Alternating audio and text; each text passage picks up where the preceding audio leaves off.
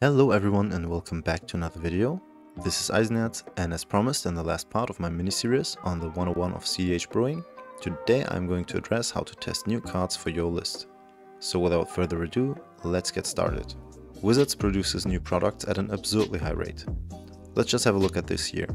Kamigawa Neon Dynasty, Streets of New Capenna, Baldur's Gate, Dominaria United, The Brothers War, Infinity, Warhammer 40k, Game Night, Jumpstart, and of course all the Commander decks.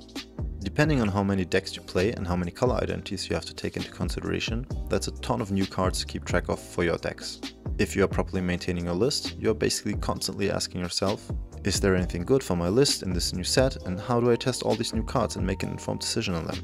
Well, the short answer is yes, there is probably something new for your decks in most sets, and no, most of us can't test all cards properly. At least not alone. Let me explain why this is the case and how I try to solve this issue. cEDH is a 4-player, 100-card singleton format, and a lot of cEDH players play into blind pots, meaning they don't know which decks they will be facing before they start a game. Also, most of us engage in cEDH as a hobby and not as a full-time job, which leads to 3 issues when testing new cards. First, there is randomness within every deck, because obviously you aren't allowed to stack cards.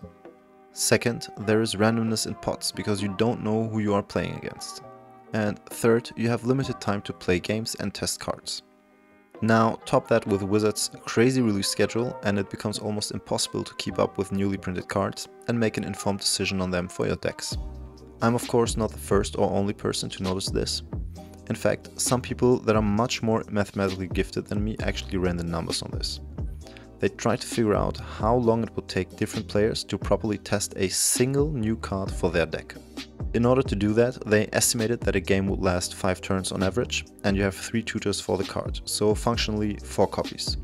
With these standardized conditions, 3 approaches were tested.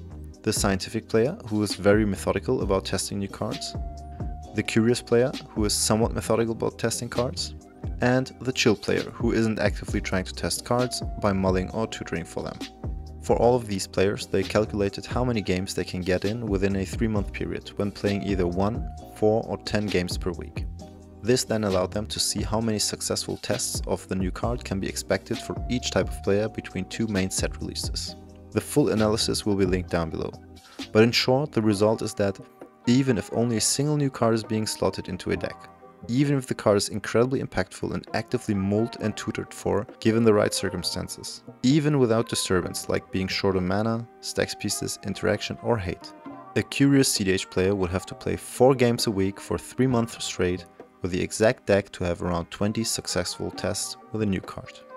This is pretty unlikely for most of us, because as I mentioned before, cEDH is a format of incredible variance and inherent randomness, and we are all limited by our daily obligations like school, work, family, etc. And additionally, we usually have to test more than just one new viable card, and we usually also play multiple decks. So the numbers indicate that we can't actually test every new viable card properly in between releases. But still, most lists are being updated regularly, and people take pride in maintaining the lists properly. But how do they do so? How do they solve this issue? They aren't just slotting interesting new cards hoping they will pull some weight, are they?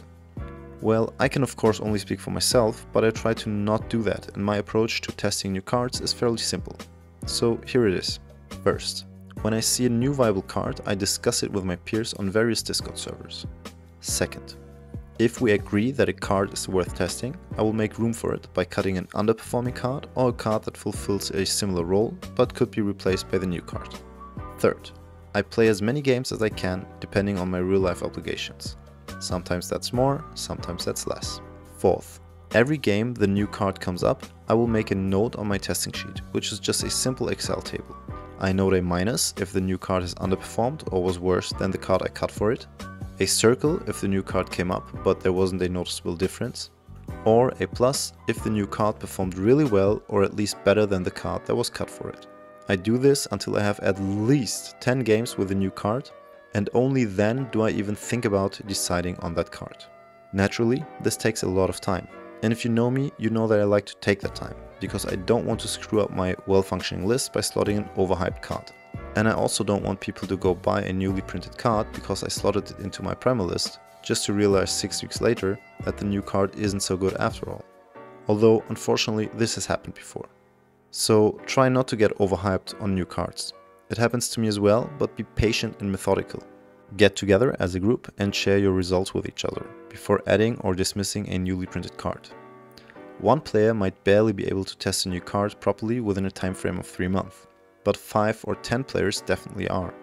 The hive mind is capable of things the individual can only dream about. I myself wouldn't be able to maintain my Primal list without the help of the community and my co-authors. And before I end the video, let me share one final thought. If someone comes up to you with a hot new brew that's supposedly super strong because it plays this or that newly printed card, just remember that they most likely haven't sufficiently tested the cards yet and are kind of fooling themselves. But they ain't fooling you now. I hope you enjoyed the video. If you did, please remember to like, share, subscribe and comment. It really helps to get the algorithm to catch on to my videos and get them out there to a larger audience. If you like what I do and want to support me, please consider becoming a patron. And of course, hop over to my new Discord server. You can find all the links down below. This is Eisenherz and auf Wiedersehen.